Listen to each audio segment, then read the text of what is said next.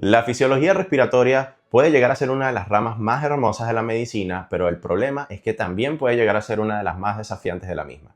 Y esto ocurre porque dentro de la fisiología respiratoria existen tantas variaciones y tantos parámetros que cuando los tratamos por individual y no logramos integrarlos, perderse parece ser mucho más sencillo que aprender. Y es por eso que el día de hoy vamos a dar inicio a una serie de videos que pertenecen al tema de fisiología respiratoria para que aprendas a interpretar diferentes tipos de enfermedades como pueden ser tromboembolismo pulmonar, enfermedades pulmonares obstructivas crónicas y muchas más. El día de hoy específicamente vamos a hablar sobre volúmenes y capacidades. Te voy a guiar paso a paso por cada una de ellas y vas a entender de una manera aplicada y lógica cómo cada concepto se integra en las enfermedades.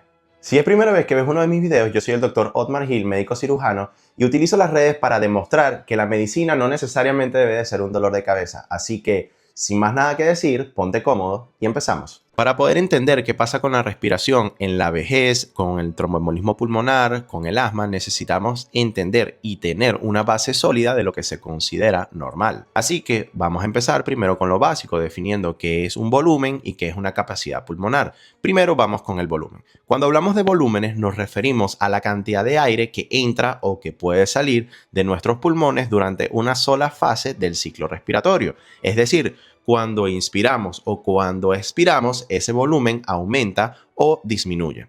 Y dentro de los volúmenes pulmonares tenemos 4 pilares que son súper importantes. Y para poder entender de una manera mucho más práctica lo que son estos volúmenes, vamos a ir realizando ejercicios a medida de que vayamos explicando cada uno. Primero vamos a empezar con lo que es el volumen tidal. Y para eso vamos a hacer una respiración totalmente normal. Inspiramos, botamos.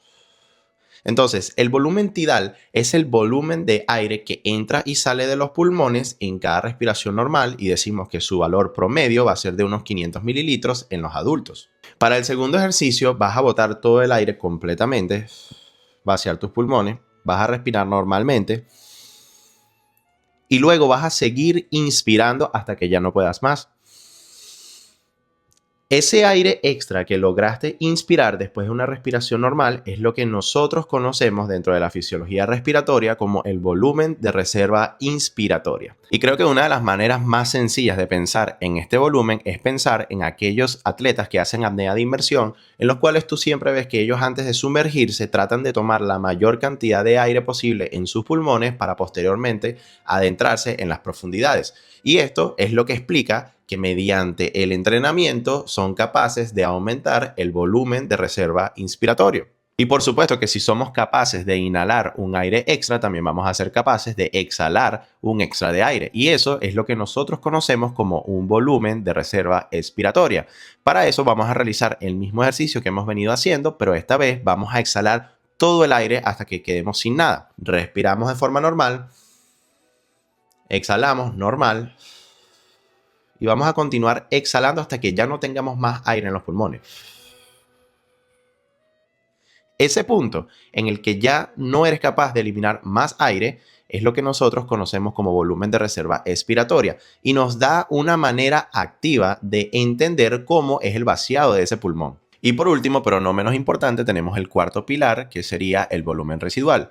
Este es el aire que queda dentro de tus pulmones, incluso después de que exhales con todas tus fuerzas, nunca lo vas a poder sacar, porque este aire tiene una función muy importante que es evitar el colapso de los alvéolos. Es importante saber también que el volumen residual no participa en la medición de la espirometría, ya que la espirometría se encarga de medir la cantidad de aire que sale de tus pulmones y si el volumen residual queda atrapado dentro de los pulmones no puede participar en esta medición. Como un dato curioso, seguramente has escuchado que cuando una persona fallece tiende a dar su último suspiro o el último aliento y eso tiene algo que ver con el volumen residual. Ya que lo que ocurre acá es que cuando los músculos de la caja torácica, los músculos respiratorios tienden a relajarse, se libera una pequeña parte de ese aire atrapado. Pero ojo, el volumen residual completo no se elimina así como así. El último aliento es solo una pequeña fracción de lo que queda atrapado en ese pulmón y que por cierto no quiero que lo confundas con lo que es el espacio muerto fisiológico porque son temas relacionados pero muy diferentes. Y ahora vamos a hacer una pequeña pausa para repasar lo aprendido. La primera pregunta sería, cuando hablamos de la cantidad de aire que puede entrar y salir durante una respiración normal, ¿eso haría referencia a qué volumen? Correcto. Volumen tidal. Si yo te digo que es la cantidad de aire que podemos inhalar extra luego de una respiración normal, ¿a qué volumen estoy haciendo referencia? Eso es correcto. Volumen de reserva inspiratoria. Si por el contrario te digo que es la cantidad de aire extra que puedes exhalar luego de una respiración normal, ¿a qué volumen me estaría refiriendo? Volumen de reserva expiratoria. Eso es correcto.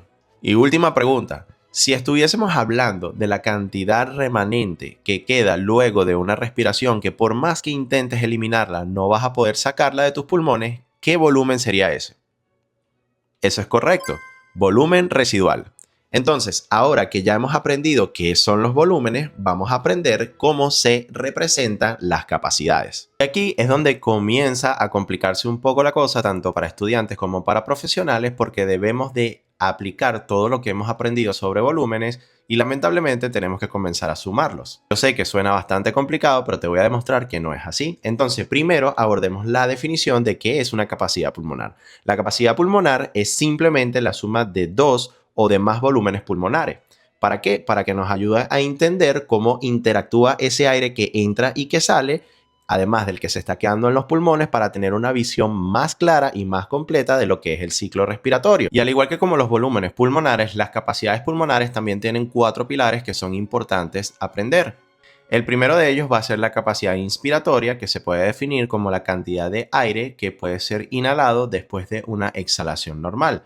Y para esto vamos a utilizar dos volúmenes que se van a sumar, que es el volumen de reserva inspiratoria y el volumen tidal. ¿Y por qué se suman estos dos volúmenes? Porque piénsalo de esta manera, estamos midiendo cuánto es la cantidad de aire que puede entrar después de una expiración normal. Así que piénsalo como que si tu pulmón estuviese muy duro y no pudiese estirarse, ¿crees que entraría tanto aire como debería? Exactamente, la respuesta es no, no podría. Y eso es justamente lo que pasa en las enfermedades como la fibrosis pulmonar, en donde el pulmón va a perder la capacidad de expandirse y por lo tanto no logra capturar suficiente cantidad de aire. Ahí es donde la capacidad inspiratoria se va a ver limitada. Entonces, recapitulando, decimos que la capacidad inspiratoria es la cantidad de aire que puedes meter en ese pulmón luego de una expiración normal. ¿Y para qué sirve que midamos la capacidad inspiratoria? Porque esto nos va a hablar de algo muy importante que se le conoce en inglés con el término de compliance, que es decir, qué tan fácil se va a estirar ese pulmón cuando se expande hacia su máximo.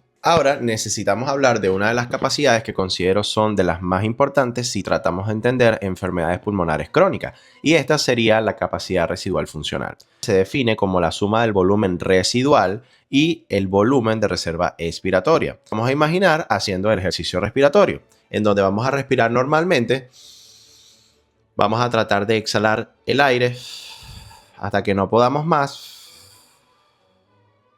Y nos vamos a dar cuenta que llega un punto en donde ya no somos capaces de eliminar más aire. Pero sin embargo, ahora que ya sabemos que es un volumen residual, sabemos que siempre queda ese residuo, ese remanente dentro del pulmón. Entonces, si nosotros sumamos ese volumen que queda atrapado, es decir, volumen residual, con lo que trataste o lo que pudiste eliminar en una expiración normal, eso nos da la capacidad residual funcional. ¿Por qué nos importa tanto este parámetro? Bueno, porque esto representa el volumen de aire que queda en tus pulmones después de una expiración normal. Ese aire que permanece dentro es esencial para que el intercambio hematogaseoso siga ocurriendo respiración tras respiración. Y aquí es donde lo enlazamos con clínica, porque en las enfermedades como el enfisema pulmonar, los alvéolos pierden esa elasticidad, se rompen o quedan hiperinsuflados. Entonces, impide que el pulmón colapse bien durante la expiración y como consecuencia aumenta la capacidad residual funcional porque más aire va a quedar atrapado dentro del pulmón. Así que esta capacidad lo que nos dice es que también se puede vaciar ese pulmón. Y eso es vital para poder evaluar lo que son las enfermedades obstructivas. Luego tenemos la capacidad vital, que también es importante que hablemos de ella, porque como su nombre lo indica, es la capacidad o la máxima cantidad de aire que puedes exhalar después de haber inspirado al máximo. Entonces, imagínate lo siguiente.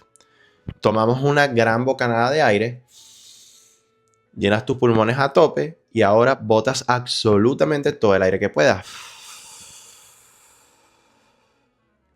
Entonces, ese volumen total que lograste mover de aire desde tu inspiración máxima hasta tu expiración máxima es lo que conocemos como capacidad vital. Y desde el punto de vista fisiológico se va a medir sumando tres volúmenes, que sería el volumen de reserva inspiratoria, el volumen tidal y el volumen de reserva expiratoria. Y como es una medida tan amplia, cualquier cosa que afecte tu capacidad de inhalar o de exhalar va a poder disminuir esta capacidad vital. Y uno de los mejores ejemplos para pensar en capacidad vital es el envejecimiento. A medida que van pasando los años, tu caja torácica se va a volver mucho más rígida, tus músculos respiratorios se debilitan y los pulmones van a perder elasticidad. Entonces, todo eso va a ser un conglomerado de situaciones que van a hacer que menos aire pueda entrar y por lo tanto, si menos aire entra, menos aire sale. Y por eso es que tu capacidad vital se va a ver disminuida de forma completamente normal con la edad.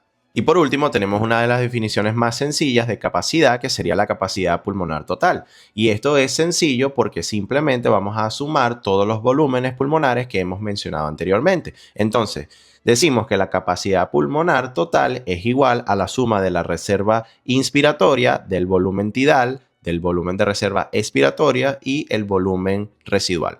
Entonces, esto lo que hace es que representa el volumen total de aire que tus pulmones pueden contener al final de una inspiración máxima, o en otras palabras, es tu capacidad pulmonar al 100% de su llenado.